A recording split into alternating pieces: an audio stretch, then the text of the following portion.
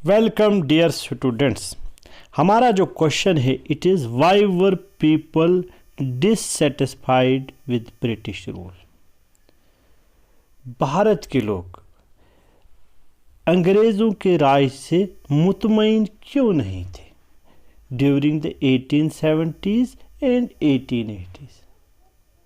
इस time period में during 1870s and during 1880s यहाँ के लोग अंग्रेज़ी राज से खुश क्यों नहीं थे।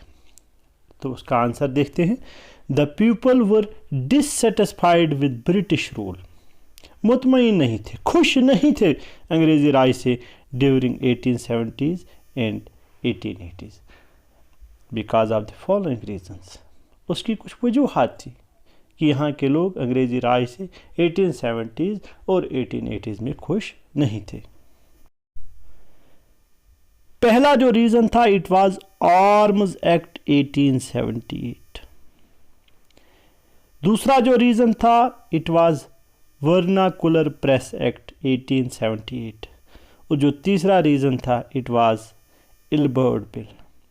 पहले जो दो एक्ट्स थे ये जब पास हुए उस वक़्त यहाँ के जो हमारे वाइस राय थे वो थे लॉर्ड लिटन।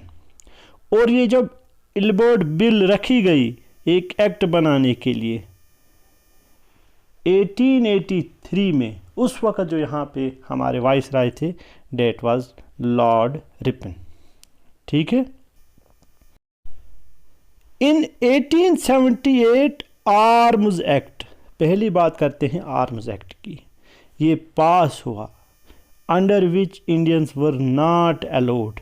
ये कानून भारतीय लोगों को ये इजाज़त नहीं देता था टू पोजेस आर्म्स, कि वो हथियार रखें। ये भारतीय लोगों के खिलाफ था और भारतीय लोग इससे नाखुश थे। दूसरा रीज़न था वर्नाकुलर प्रेस एक्ट। याद रखिए 1878 में, जैसा कि मैंने आपको कहा, at the time viceroy of India was lord Liton.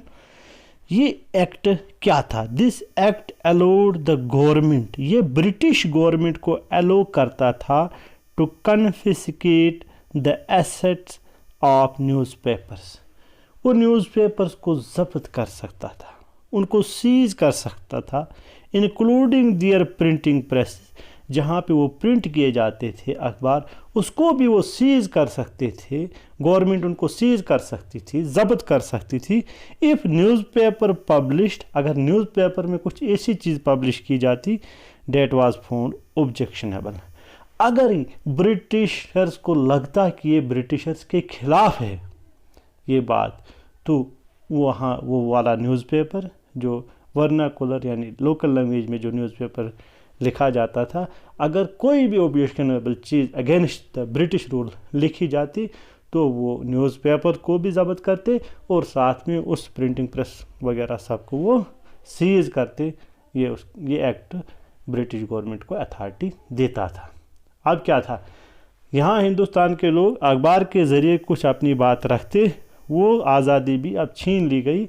तो जाहिर सी बात है कि ये जो एक्ट पास हुआ इससे भी शदीद गुस्से की लहर लोगों में दौड़ी और वो अंग्रेज़ी राज से बिल्कुल खुश नहीं दिखे। तीसरा और आखिरी जो रीज़न था इन 1883 में क्या होता है, there was a furore over the attempt by the government to introduce the Ilbert bill.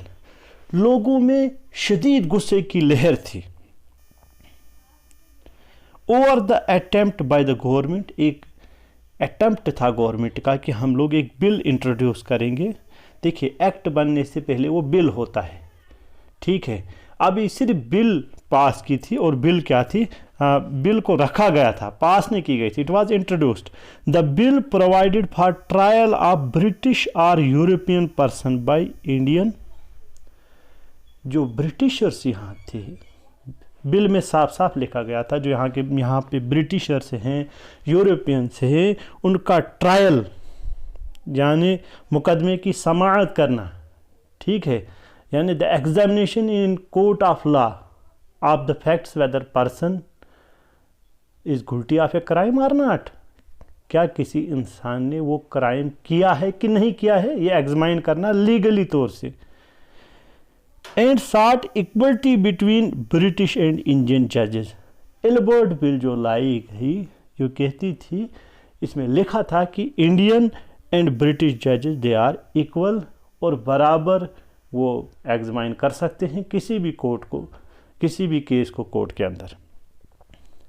But when the white opposition forced the government to withdraw the bill, लेकिन वाइट जो थे यानी जो गोरे लोग थे, जो अंग्रेज थे, उन्होंने इस बिल को अपोज किया और इसे एक्ट बनने नहीं दिया। इंडियंस वर एंट्रेग्ड, और शदीद गुस्से की लहर, बहुत ज़्यादा गुस्सा, बहुत ज़्यादा नाराज़गी हिंदुस्तानी लोगों में देखी गई। These were the 3 reason. The first was Arms Act, ये भी हिंदुस्तानियों के खिलाफ। Then vernacular press act, it was also against the Indian. Then in 1880 एक बिल लाने की कोशिश की जा रही थी जो एक इक्वलिटी लाती बिटवीन इंडियन एंड ब्रिटिश जजेस, उसे वाइट लोगों ने पास नहीं होने दिया, और इससे भी शदीद गुस्से की लहर जो है लोगों में दौड़ी। आशा करता हूँ कि यह लेक्चर आपको समझ आया होगा। Thank you for watching this video.